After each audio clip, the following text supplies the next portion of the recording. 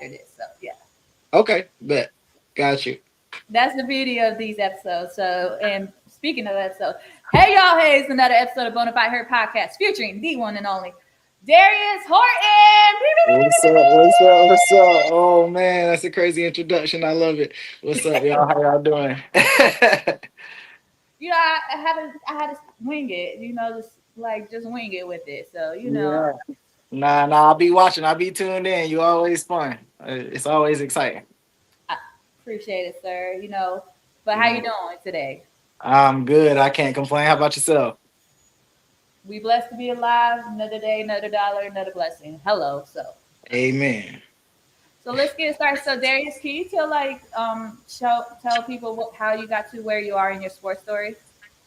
All right. Yeah. So basically, I grew up with a big brother. So I grew up knowing about sports from the jump. My dad was a sports fan, so as early as possible, I was touching the ball, throwing the ball, kicking the ball, shooting the ball, whatever. So I started off in sports at 4 years old playing football. Um, Played some basketball just around, but not a lot until I got about 9 years old. And once I hit about nine, I started playing organized basketball and fell in love with it. And I stuck with both sports all the way pretty much until the end of high school. So, big sports community here. Everybody loves sports here in Wilmington. So it was definitely fun growing up, getting to know everybody, hooping, playing ball. A lot of competition out here. For sure, for sure. Like I will say, Wilmington does not play around when it comes to sports, especially the football and the basketball aspect at all. They don't play around when it comes to those. Oh, no. Definitely played against some of the best. So it, it was never easy, but it was always fun. So my question for you is, there's, what would you say are some of the misconceptions when it comes to like, say, the sports world in Wilmington?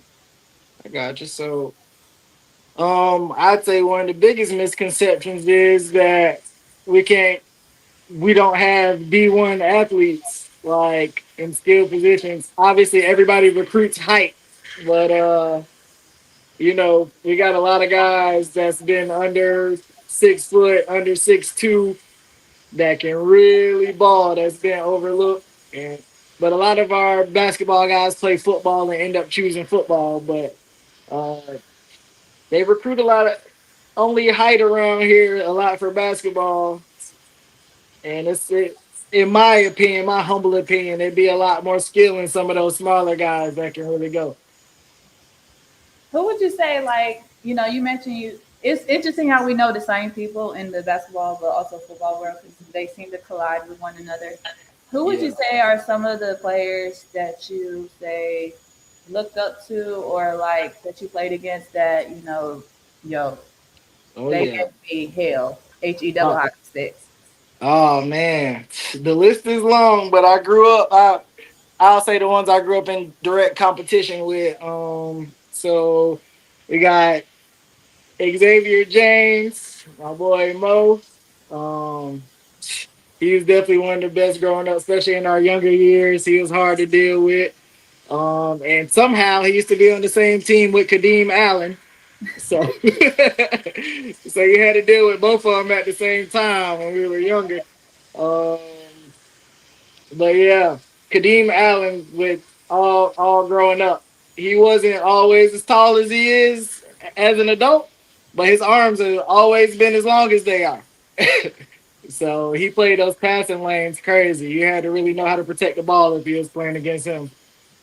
Um, I looked up to, let's see, guys like Sampson who played for Laney.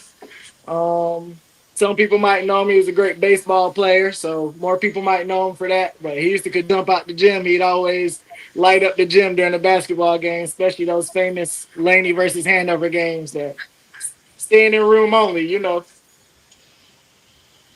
I think it's just interesting how like it's just an interesting moment how like say the 2010 through like the 2012 like classes like it's like almost like dang like all these players we they either grew up watching or going to school with. It's like, yo, like what's happening and stuff. So Yeah, it leads to my question, what kind of inspired you to stay in Wilmington and start your own business? I got you. So, Wilmington, it's home. I had moved like 40 minutes up the road to the country for a few years. You know what I'm saying? Kind of did my thing out there, my isolation thing. Grew up a little bit in my older teenage years, in my young adult years.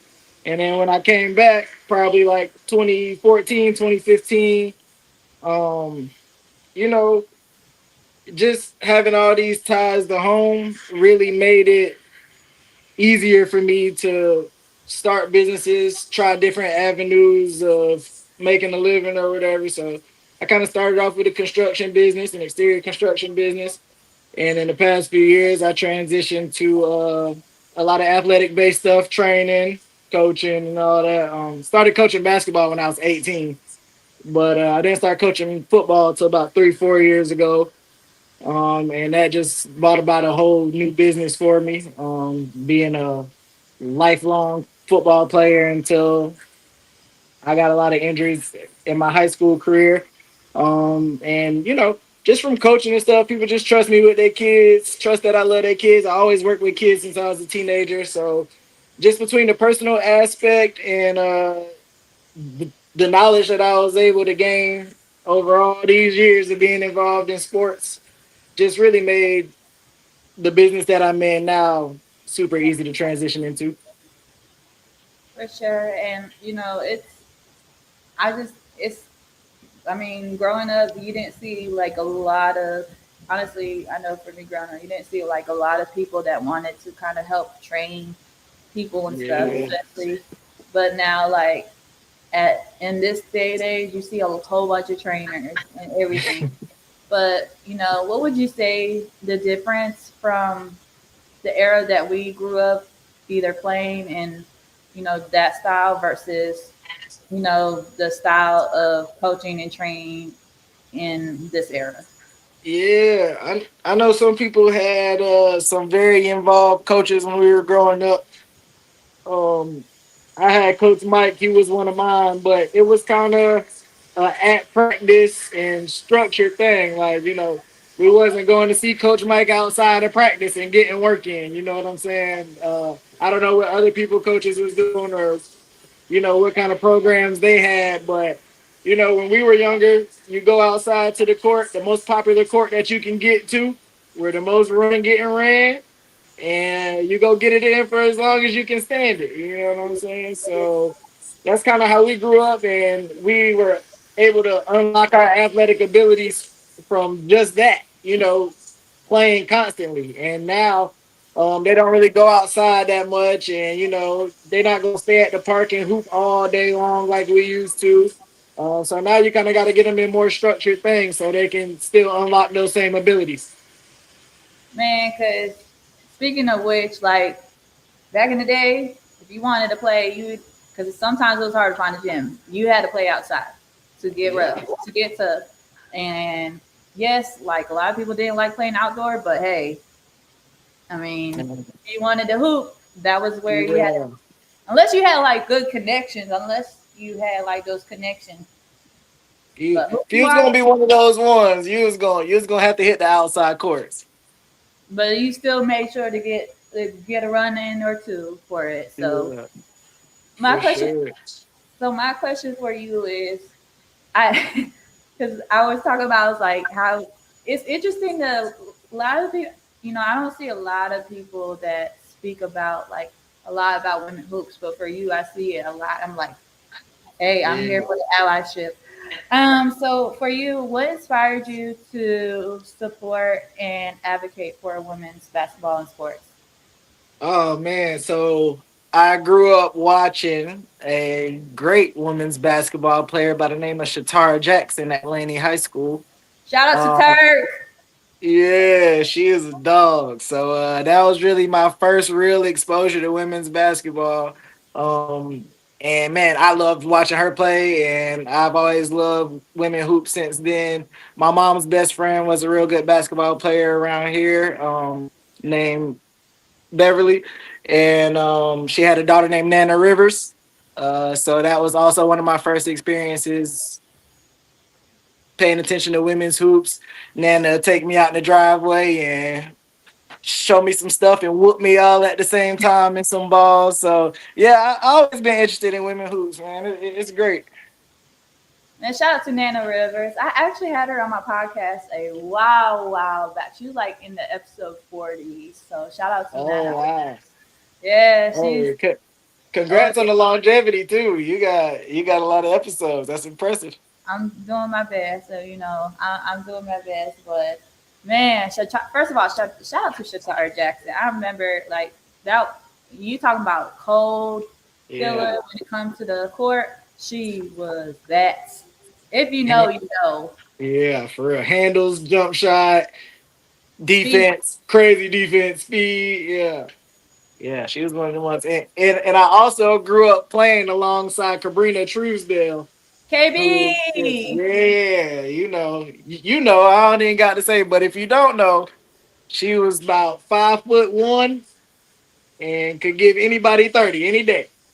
It was like the heart over height mentality for her every day was like, man, that squad was crazy. Those two together in a squad together during that time was crazy. Yeah, Cabrina definitely miss seeing her play. I miss seeing them all play, but definitely Cabrina. She was one of my favorite of all time. Who would you say are some of like say whether it's local or even nationally? Who would you say are some of the say women hoopers along with them? Who would you say are some of the women hoopers that you really kind of admire, look up to, both on and off the court? Um, I'll go kind of current right now since I already done dipped into the past. So guess we'll go with watching Sanaya Rivers play right now is just really inspiring, especially if you still hoop. If you hoop right now and you watch Sanaya Rivers play and it doesn't inspire you, you might not love it for real. I mean, all that passion, the defense, doing whatever the team needs, the selflessness. I think she really embodies what basketball is all about right now in the perfect way. For sure, especially to represent, Wilmington. Like, we had a couple. I know, we had a couple hoopers coming out of Wilmington. You had Nana Rivers, you had Tamara Young, and now you have like Sanaya Rivers, who's like repping, to come out of Wilmington and representing Wilmington hoops, in the biggest stage, and just it's truly inspiring for real. Like to see her journey. Like, I mean, you win a national title with South Carolina your first year, and then you come to NC State, and then still like collecting accolades, like just making history. I mean, Yeah.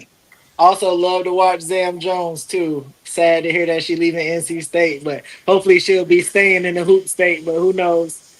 But from your perspective, watching how college sports has, I mean, if college sports really has been a business in for years, but now it's like an actual business where it's in your face. What yeah, would you say? What would you say is your intake on the NIL? man, I'm not gonna lie, I love it. Being somebody who had a really strong start to their sports career from a little kid all the way coming up to high school and kind of through high school, and then having to shut all that down because of major injuries. So yeah, get your money. I love the fact that you got to think if you start playing sports at 4 or 5 years old, what's the chances that your body lasts until you're 22 and you get to the pros? You know what I'm saying? So the earlier you can get paid, the better. For sure. Like it's just I think it's first of all, the college players definitely get your check, get that bank Yeah, because it's just interesting now how like now the politics are trying to get back into like how the NIL should be, placed and setting standards and how transfer portals and stuff like no. Like, Yeah. like y'all, we these college athletes already went through this all their years, where they didn't get compensated for years, and especially when you saw like say fans wearing their jerseys with their number, Yeah. and With there no was name on the back, like crazy. like not to mention like letting like a lot of people. I think a lot of people don't understand the the job that a college athlete has. Like being a student athlete, especially in high school, you know how that it was. Like balancing the books, balancing basketball or football at the same time, Yeah. like having to prepare that in, say, the longevity run in college or in like life. So for you, what advice would you give to, say, the athletes that want to take their take their game to the next level? Just work, man. I mean, you always got to be realistic about where you are. So, wherever you want to be, you got to work to be there. Um, some people don't have the natural talent that other people have. Some people don't have the measurables that other people have. So you got to be honest with yourself about those things and know what level your game has to be to compensate for what you don't have. Obviously, you should try to be the best you can be, but it's only so much time in a day, and it's only so much motivation you can have. So you got to be realistic about what you lack, and you definitely got to go after that. For sure. And speaking of which, like I always say that athletes are humans first.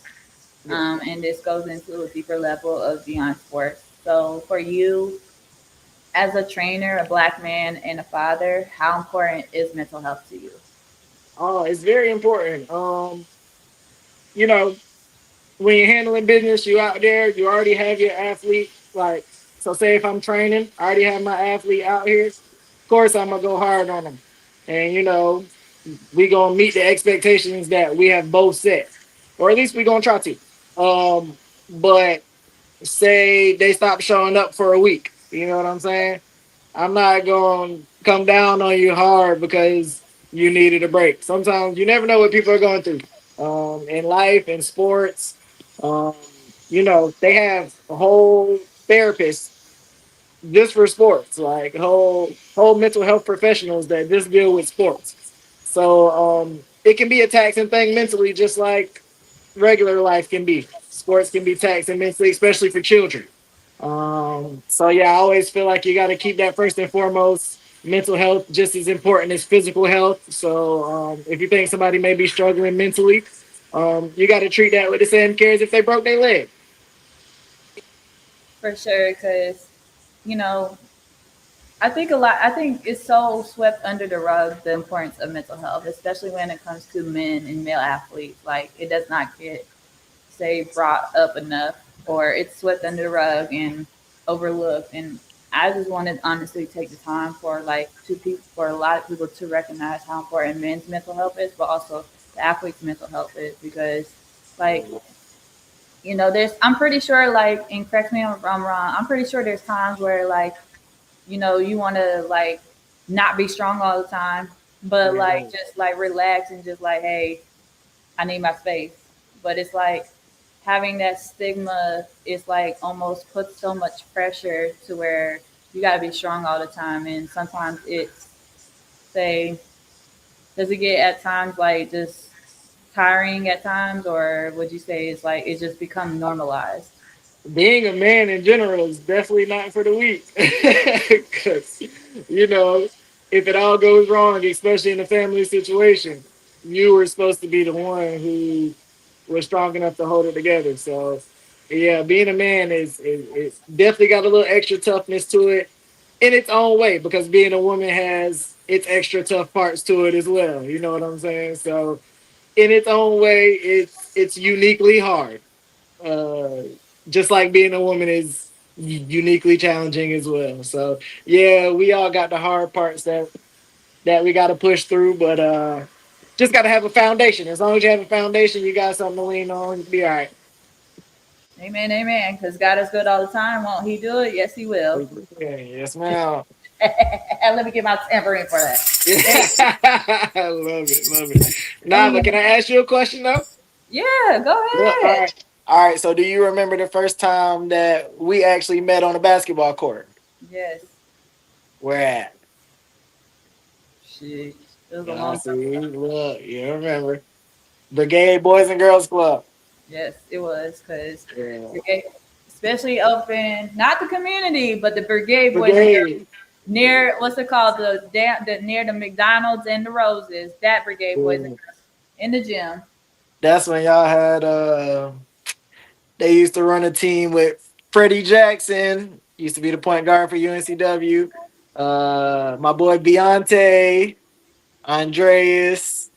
And I y'all had James, I think, out there. You used to be out there hooping. And I used to bring 4 or 5 guys up there and play against y'all, and they used to get crazy in there. Those are some of the craziest sessions for real.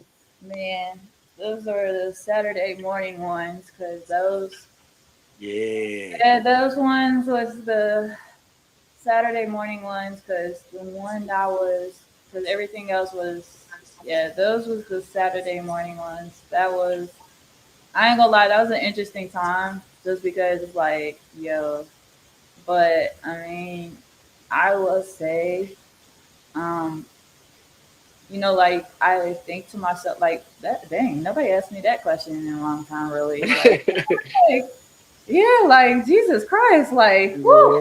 Yeah. So, but I will say, like, and I did this video not so long ago. I was like, one thing for sure is I have either played with the best of the best, played against some of the best, knew some of the best, or watched some of the best. Oh And yeah. those that know, like, say, those that know me, those that know of me, they probably know of me or heard of me, seen me. But the real ones, like, recognize the real ones. And Yeah. I just think I still have that passion. I still have that game and stuff. But yeah, That jumper still looking clean.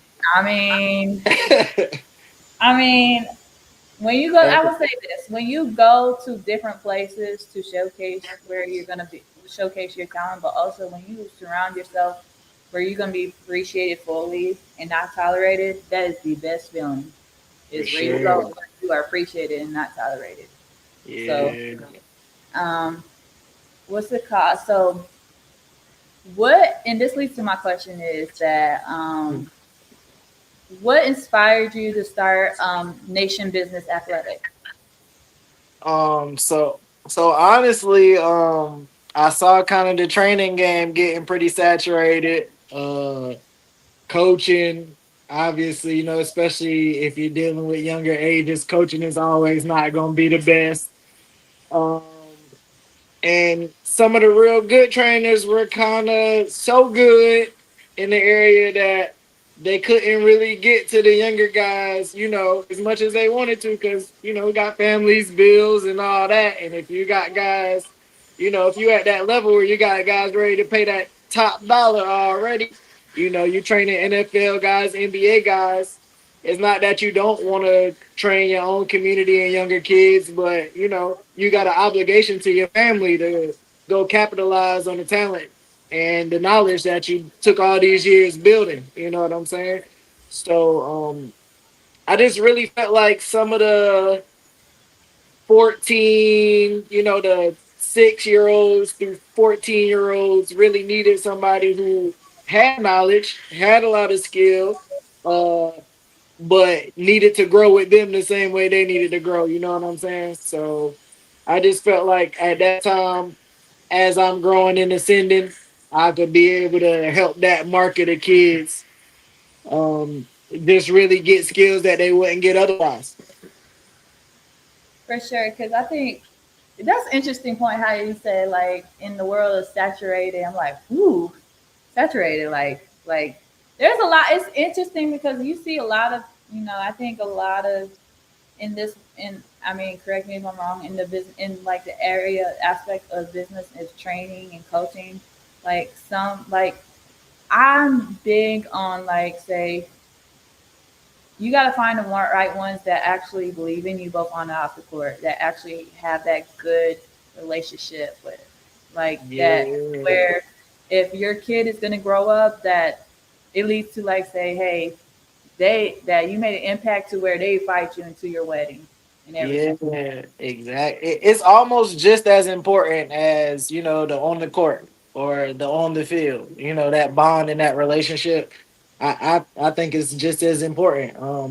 A lot of athletes, from all type of demographics. You know what I'm saying? Races, everything. So many athletes struggle with confidence. And I'm not talking about athletes that are not good athletes. You know what I'm saying? I mean, honestly, some people just don't have the skill yet, or may never have the skill. But that's not even the people I'm talking about. I'm talking about people who are actually good at what they do, and they just don't have confidence. Never really had a coach believe in them because, a lot of times there's always somebody better on the team, and as you're growing up. Uh, the team is always going to be catered to that one or two guys that's just the best. And there's so many good athletes under that get ignored. Uh, and, a lot of times they grow up with no confidence because they weren't the one or two best on the team. And yeah, so I think having that relationship with your athletes and letting them know that, hey, look, you're really good. You got to take it serious. You may not be the best yet, but just because you didn't get the ball 20 times a game, you didn't get to put up 12 to 15 shots, you know what I'm saying? That don't mean you can't be the best next season, you know. So yeah. I I think the bond is super important. What would you say are some of the misconceptions when it comes to the training business? Um let's see. That's a good question. I'd have to say that you gotta be going the hardest. Like, you gotta be working like, at this crazy work rate. You gotta be out there 7 days a week. Now, mind you, I encourage overworking. I love it. I love seeing somebody go out there and put in 2, 3, 4 weeks of just, at a grueling pace. And then after that, you got to shut it down for a few days at least. But it's not that you got to be out there 7 days a week. It's not that you got to be out there 4 hours a session. It's that you got to know what to work on and you got to know how to work on it. So yeah, I think that probably the most common misconception is the hardest worker gonna come out with the most skills. Not true. What does it mean for you to be from Wilmington, North Carolina, especially like the 910 in the aspect of the sports world? Oh man, it's kind of big. Like I played one summer league for Laney in ball, right?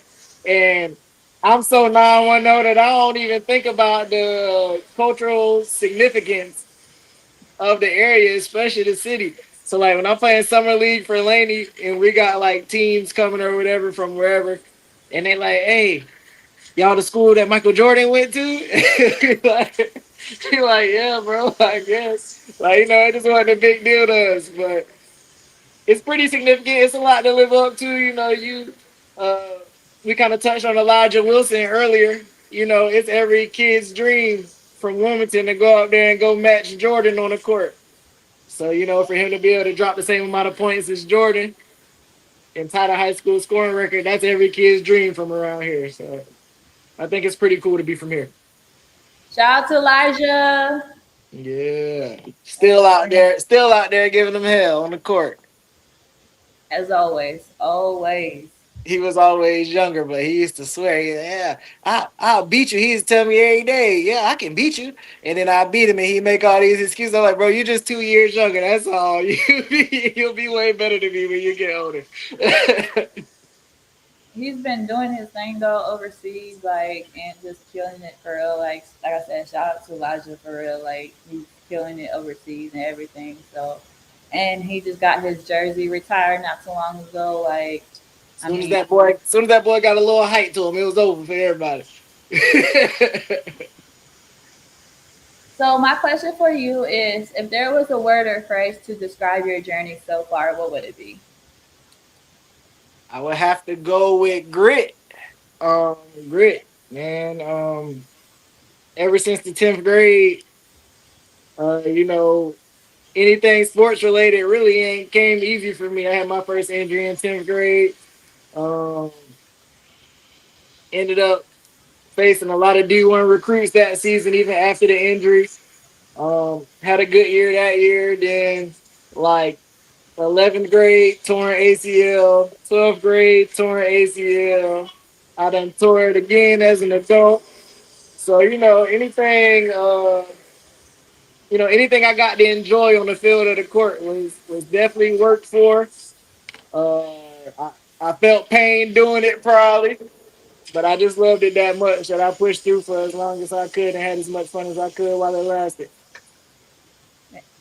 That's the first time I heard somebody say grit as a thing to describe life. That's real. Grit. Yeah, That's real. Hey, it's like grit will lead to the grind. So yeah, you gotta look if you want it, you gotta do it. Ain't nobody gonna get up and do it for you. big facts. Big facts. So I always ask my guests this question. So bonafide means authentic and unique, but for the men, the authenticity. So what makes Mr. Darius Horton authentic, and what makes your story stands out? So what makes me authentic is everything that I do, I'm doing it purposefully. If we not even just talking about sports, but in life, I'm real serious about the community. Whatever community I'm in, whatever community I'm serving, I always lean into that. So no matter what's going on, whether it's got something to do with sports or not, we always out here trying to make a way to make this little area wherever we may be, whether it's in person, in the city, on the internet, or wherever. We always doing something to try to make that little community a better place. So Woo! I think, yeah, I think that's the pillar of my business and my personality. To be honest.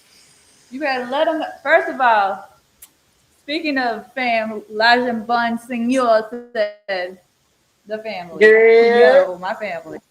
Shout out my boy Elijah, man. Love that guy. For Great real. guy. Shout out to Elijah. If y'all haven't done Hey, it, be sure to check out the episode. So, I still got but be sure. buckets for you, Elijah. Elijah be ducking me. Elijah be ducking me. He might be 9 feet tall, but I got some threes for him at least. Speaking of which, hey, Love you too, bro. man. But the man gets buckets though. Y'all, not y'all ducking each other. Not y'all ducking each other. Come on now. Nah, I So remember the first time I really found out Elijah could hoop like that. I seen him in the gym at Ashley High School, and everybody was like, "Oh yeah, he can hoop." I'm like, I seen him play before. He was alright, but he had got a lot taller since the last time I had seen him. And he went in there, he had his slides on and a book bag on his back, and he threw it off one side of the backboard and went to the other side and dunked it. I said, "Uh oh." with the slides and the book bag, just casually, just like With you the know what. slides on. And honestly, it didn't look like his feet left the ground. Like it was on his tippy toes a little bit. I said, wait a second. Darius, can you let the folks know how they can find you, support you, if there's any upcoming events happening your way?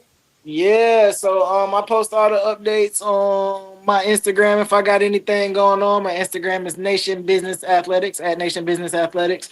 Facebook is just my name, Darius Horton. I post a lot of stuff on there. It's public. Feel free to follow, friend, whatever's clever.